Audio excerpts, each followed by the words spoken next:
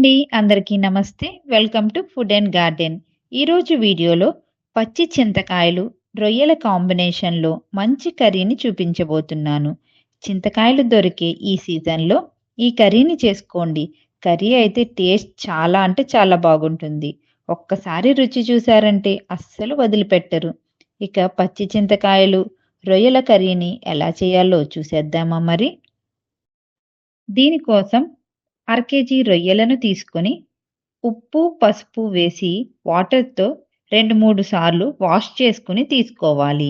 దీనిలో tea spoon ఉప్పు, పావు టీ స్పూన్ పసుపు, అలాగే ఒక టీ స్పూన్ కారం వేసుకొని మొత్తం అంతా కూడా ఈ రొయ్యలకు బాగా పట్టేలాగా కలుపుకొని అరగంట పక్కన పెట్టుకోండి.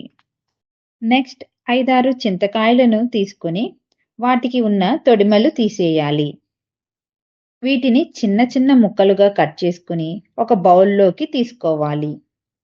చింతకాయలు మునిగేంత వరకు నీళ్లు పోసుకొని స్టవ్‌ని లో ఫ్లేమ్‌లో పెట్టి 5 నిమిషాలు ఉడికించండి.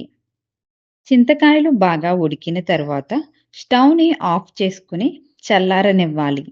బాగా చల్లారిన తర్వాత చేతితో గట్టిగా పిసుకుతూ దీనిలో ఉన్న గింజలు, అలాగే తొక్కలు కూడా తీసేయాలి. దీనిని ఫిల్టర్ చేసుకుని చింతకాయ పులుసుని మాత్రమే ఒక గిన్నెలో వేసుకుని పక్కన పెట్టుకోండి.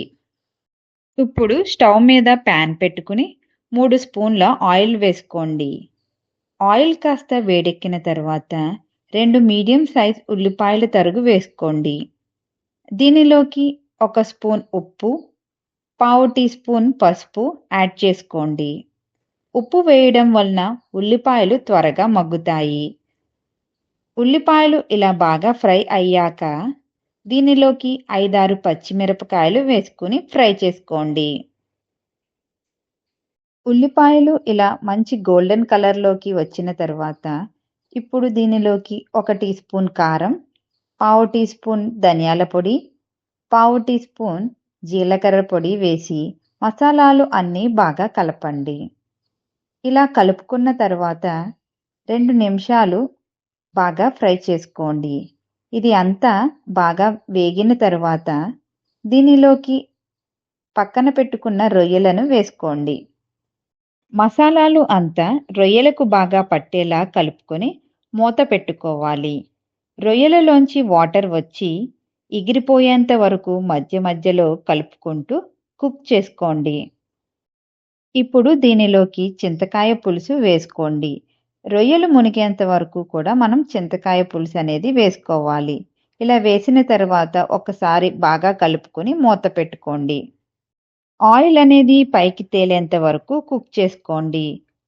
ఆయిల్ ఇలా పైకి తేలిన తర్వాత దానిలోకి కరివేపాకును వేసుకొని మరొక 2 నిమిషాలు మరిగించుకోండి. దీనిని బౌల్లోకి తీసుకొని సర్వ్ చేసుకోవడమే.